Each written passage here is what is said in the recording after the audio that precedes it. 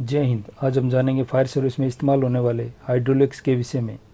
Hydraulics उस विज्ञान को कहते हैं जिसमें शिथिल या बहते हुए पानी के संबंध में अध्ययन किया जाता है, जैसे किस टैंक में कितना पानी है, उनको कितनी देर तक फायर फाइटिंग के लिए इस्तेमाल किया जा सकता है इत्यादि समस्याओं को हल करने के लिए हाइड्रोलिक्स के ज्ञान की आवश्यकता होती है। फायर सर्विस के लिए मेनली 4 प्रकार के स्टैटिक वाटर टैंक इस्तेमाल में लिए जाते हैं, इसलिए इसके संबंध में जानना जरूरी है। पहला टैंक है आयताकार टैंक, या जिसे हम रेक्टेंगुलर टैंक कहते हैं। इस टैंक की दोनों तरफ की लंबाई व दोनों तरफ की चौड़ाई समान होती है। दूसरा टैंक है रेक्टेंगुलर स्लोपिंग बेस, आयताकार स्लोपिंग बेस, ज्यादातर स्विमिंग पूल वगैरह होते हैं इस टाइप के। तीसरा टैंक है गोलाकार या वर्ताकार। चौथा टैंक है वर्गाकार, जिसकी चारों भुजाएं समान होती हैं। अब हम जानेंगे इस टैंक का कितना क्षेत्रफल है, इसमें पानी की मात्रा कितनी है, अगर कोई पंप चलाए तो इसको कितनी देर तक पानी मिलता रहेगा। तो अब हम इसके बारे में सारा विस्तार से जानेंगे। एक टैंक है जिसकी लंबाई 5 मीटर, चौड़ाई 4 मीटर और गहराई 3 मीटर है। तो इसे हम अब जानेंगे कि इसका क्षेत्रफल कितना है, इसका आयतन कितना है और इसके अंदर पानी की मात्रा कितनी है। अगर इसके ऊपर 1800 लीटर पर मिनट डिस्चार्ज वाला पंप लगाया गया है तो ये कितनी देर में खाली हो सकता है। उसके लिए फार्मूला है पहले क्षेत्रफल निकालने का, लेंथ इंटू ब्रेथ, लंबाई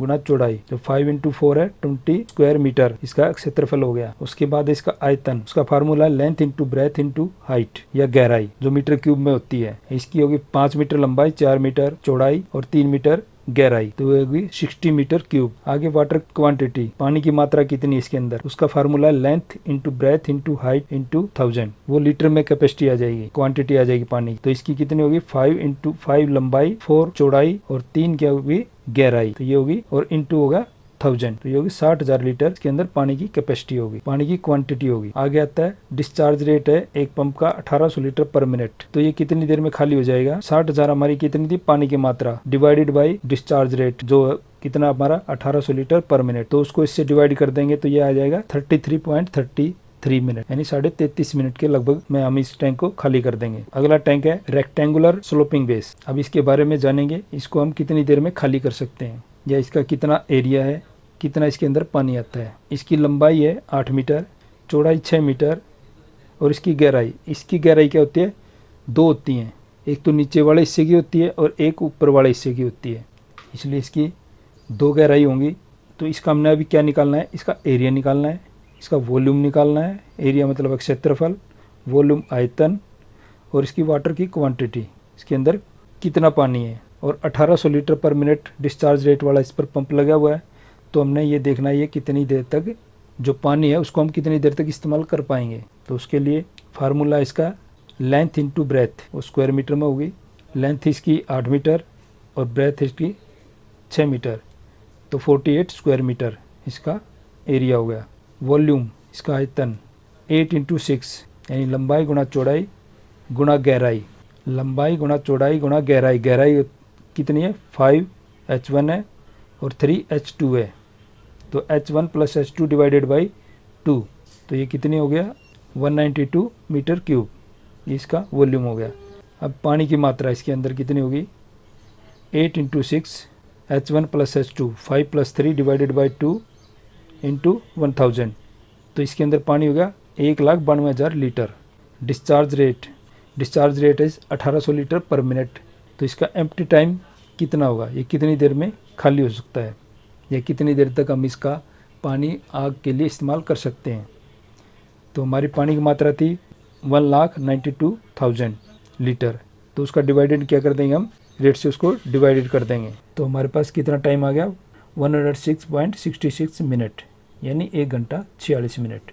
अभी सर्कुलर स्टैटिक वाटर टैंक जो सामने दृश्य में दिखाई दे रहा है, इस टैंक में व्यास तथा गहराई होती है। व्यास किसे कहते हैं, केंद्र बिंदु से परिधि को दोनों ओर छूने वाली रेखा को व्यास कहते हैं। व्यास की आधी दूरी को अर्धव्यास कहते हैं। इसकी पानी की मात्रा कैसे निकालेंगे, तो इसमें पहले समझ लेते हैं। इसमें डायमीटर दिया गया 8 मीटर, 14 मीटर और इसके ऊपर 1800 लीटर पर मिनट कैपेसिटी वाला एक पंप लगाया गया है। अभी हमने देखना है ये टैंक हमारे को फायर फाइटिंग के लिए कितनी देर तक पानी दे सकता है। तो डायमीटर इसका 8 मीटर, हमें चाहिए रेडियस, तो रेडियस क्या होता है डायमीटर का हाफ, तो diameter divided by 2 is equal to 4 metre, तो हमारा रेडियस कितना आ गया 4 मीटर। तो इसकी वाटर क्वांटिटी, इसका फार्मूला क्या है पाई r square H multiply by 1000 equal two litre, तो क्वांटिटी लीटर में आ जाएगी। डिस्चार्ज रेट इसका 1800 लीटर पर minute. Empty time water quantity divided by discharge rate. तो अब इसको निकालते हैं। वाटर क्वांटिटी पाइप की वैल्यू क्या होती है 22/7। हमारी रेडियस क्या थी 4, रेडियस 4 थी, तो ये क्या है आर स्क्वायर यानी रेडियस की 2 बार गुना। 4 × 4 × 14 क्या हमारी डेप्थ गहराई मल्टीप्लाई 1000, तो ये हमारे पास आ गया 7,04,000 लीटर पानी। अभी हमने देखना है ये कितनी देर तक इस्तेमाल किया जा सकता है, तो पानी की मात्रा को डिस्चार्ज रेट से डिवाइड कर देना है। तो ये आ गया 391 मिनट, या इसे हम 6 घंटे 31 मिनट कह सकते हैं। आगे आता है स्क्वायर शेप वाटर टैंक, जिसकी चारों भुजाएं समान होती हैं। इस टैंक की लंबाई चौड़ाई सभी बराबर होती हैं, तो इसका एरिया हम कैसे निकालेंगे, साइड इनटू साइड। इसको निकालने का क्या फॉर्मूला है, पहले एरिया को निकालेंगे, साइड इनटू साइड करेंगे, वो स्क्वायर मीटर में आ जाएगा। वॉल्यूम निकालने के लिए साइड इनटू हाइट या गहराई, वो मीटर क्यूब में आ जाएगा। वाटर क्वांटिटी निकालने के लिए side into side into height into 1000, ये लीटर में आ जाएंगे। डिस्चार्ज रेट 1800 लीटर पर मिनट डिस्चार्ज रेट इसका। एम्प्टी टाइम वही फार्मूला है, water quantity divided by discharge rate. तो अभी हम इसको निकालेंगे। पहले निकालेंगे एरिया निकालने के लिए साइड इनटू साइड थी हमारी 4 मीटर, 4 × 4 हमारी कितनी होगी 16 स्क्वायर मीटर। वॉल्यूम आयतन निकालने के लिए क्या था हमारा साइड इनटू हाइट, तो उसके लिए क्या है 4 × 4 × 3 48 मीटर क्यूब। फिर वाटर क्वांटिटी, इसमें पानी की मात्रा कितनी है, तो साइड इनटू हाइट इनटू 1000, तो ये हो गया 48,000 लीटर। आगे हमने क्या निकालना है एम्प्टी टाइम, ये कितनी देर में खाली हो जाएगा। तो हमारे पास क्या है पानी की मात्रा है, डिस्चार्ज रेट हमारे पास 1800 LPM का, तो ये कितना बच गया हमारे पास फिर 26.66 मिनट, लगभग 26.5 मिनट। टैंकों के बाद अभी हम जानेंगे नोजल से निकलने वाले पानी को कैसे जानेंगे कि 1 मिनट में नोजल से कितना पानी निकल रहा है। इसके लिए हमें चाहिए डायमीटर ऑफ नोजल का डायमीटर चाहिए और नोजल का प्रेशर चाहिए। उसके बाद हम ये कैलकुलेट कर लेंगे, ये जान लेंगे कि नोजल के अंदर से कितना पानी आ रहा है। नोजल का डायमीटर कितना हमारा 20 mm, नोजल पर प्रेशर कितना चला है 9 बार के प्रेशर से पानी आ रहा है। तो इसको निकालने के लिए इसका निकालने का फार्मूला क्या है, डिस्चार्ज रेट निकालने के लिए हमें क्या फार्मूला अपनाना पड़ता है 2/3 डायमीटर स्क्वायर √P, P मतलब नोजल का प्रेशर। तो इसको निकालने के लिए 2/3 इंटू डायमीटर कितना हमारा 20, तो डायमीटर स्क्वायर करना है, 2 बार गुना करनी है डायमीटर की, 20 × 20 और √ प्रेशर 9 बार का प्रेशर है, तो उसको उसमें रख देंगे √ में। उसके बाद 2/3 इंटू 20 जो नोजल का डायमीटर है इंटू 3, ये 3 है √ को हटाने से 9 का √ हटाएंगे तो 3 आ जाएगा। तो ये हो गया हमारा 800 लीटर पर मिनट, यानी नोजल से 1 मिनट में 800 लीटर पर मिनट पानी फेंका जा रहा है। हाइड्रोलिक्स में कुछ और भी चीज़ें हैं जिनके विषय में जानना जरूरी है, जैसे फ्रैक्शन लॉस क्या होता है, पानी जब किसी पाइप में बहता है तब वह उस पाइप की भीतरी सतह से रगड़ कर बहता है। इस रगड़ या फ्रैक्शन के कारण उसके बहने की शक्ति पर भी प्रभाव पड़ता है, अर्थात घर्षण के कारण प्रेशर में कमी हो जाती है। हाइड्रोलिक्स में इसी कमी को फ्रैक्शन लॉस कहते हैं।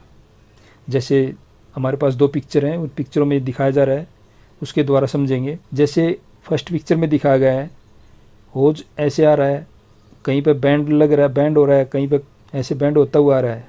तो इसमें क्या होगा, जो प्रेशर वहाँ से आ रहा है, क्या वो प्रेशर पूरा ब्रांच तक पहुँच पाएगा, नहीं पहुँच पाएगा। तो यही प्रेशर का फ्रैक्शन लॉस है, यानी जो प्रेशर गाड़ी से आ रहा है वो ब्रांच तक नहीं पहुँच पा रहा है, इन्हीं वजह से एक कारण ये होगा। दूसरा कारण होगा, जैसे हमारे पास डिलीवरी होज की लंबी लाइन है और हमारे पास अगर रबड़ होज नहीं होंगे, रबड़ होज के अलावा दूसरे कैनवास होंगे, तो क्या होगा, हर होज के बाद फ्रैक्शन लॉस होता है, प्रेशर लॉस होता है। जितनी लंबी लाइन होगी उतना ही प्रेशर का लॉस होगा। और इसमें जो डिलीवरी होज पाइप रखे जाते हैं, डिलीवरी होज पाइप को अंदर की सतह जो चिकनी रखी जाती है, वो इसलिए रखी जाती है जिसकी वजह से फ्रैक्शन लॉस कम से कम हो। यानी अगर खुरदरी होगी तो वो प्रेशर क्या उधर रगड़ खा के जाएगा, तो इस वजह से फ्रैक्शन लॉस ज़्यादा होगा। इस कमी को दूर करने के लिए हमें ज़्यादातर रबड़ के होजों का इस्तेमाल करना चाहिए। आगे आता है वाटर हैमर। वाटर हैमर किसे कहते हैं, जब पानी किसी पाइप में गतिशील होता है तब अचानक उसे रोकने पर उसका प्रेशर बहुत तेज़ी से बढ़ता है। बहते हुए पानी की काइनेटिक एनर्जी तुरंत प्रेशर एनर्जी में परिवर्तित हो जाती है, जिसे पंप या होज पाइप को सहना पड़ता है। यह अचानक झटका इतना तेज़ होता है, कभी कभी पंप या पाइपलाइन भी क्षतिग्रस्त हो सकते हैं। इसी झटके या प्रेशर को वाटर हैमर कहते हैं। अभी हम जानेंगे वाटर हैमर किस सिचुएशन में बनता है। जैसे ऊपर वाली सिचुएशन में देखना, यहाँ पर पानी बंद है, बिल्कुल यहाँ पे कोई कंपन नहीं है, कोई हलचल नहीं है, पानी अचानक बंद नहीं हुआ, यहाँ आराम से बंद किया गया है। दूसरी सिचुएशन है, यहाँ पर पानी खोला गया है, पानी आराम से चल रहा है, लेकिन इसको हम क्या करेंगे, अचानक से एक बार बंद कर देंगे। पानी चल रहा है, अचानक से हम उसको बंद कर देंगे तो क्या होगा, देखो ये कैसे हलचल सी हुई है। एकदम से होज पाइप हुआ या जिस पंप के द्वारा हम पानी को छोड़ रहे हैं वहाँ पर भी एकदम से हलचल होगी। इसकी वजह से पाइपलाइन या पंप में भी कोई ना कोई नुकसान हो सकता है। तो हमें ऐसी सिचुएशन नहीं बनानी चाहिए। पानी को जब भी बंद करना, आराम से बंद करना चाहिए, अचानक से बंद नहीं करना चाहिए। जैसे होज पाइप बिछा रखा है, उसके अंदर से पानी आता है और अचानक उसके ऊपर से गाड़ी गुजर जाए तो क्या होता है, एकदम से कंपन होती है होज पाइप में और इंजन पर भी फर्क पड़ता है। ऐसी सिचुएशनों से बचने के लिए हमें होज रैम्प आदि का इस्तेमाल करना चाहिए। आगे आता है जेट रिएक्शन। जब नोजल से पानी निकलता है तब नोजल प्रेशर के अनुसार विपरीत प्रतिक्रिया होती है, यानी जितने प्रेशर से पानी नोजल से आगे की दिशा में जाता है उतने ही बल से फायरमैन को पीछे की ओर धक्का लगाता है। अतः ब्रांच पकड़ने वाले को भी इस प्रतिक्रिया के विपरीत बल लगाना पड़ता है। इसी प्रतिक्रिया को जेट रिएक्शन कहते हैं। अभी हम इसके बारे में जानेंगे।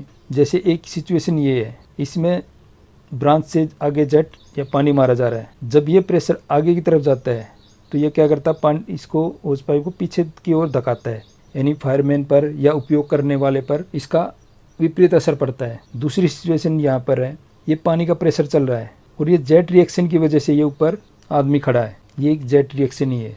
आज हमने हाइड्रोलिक्स के विषय में जाना। आशा है वीडियो आपको अच्छी लगी होगी।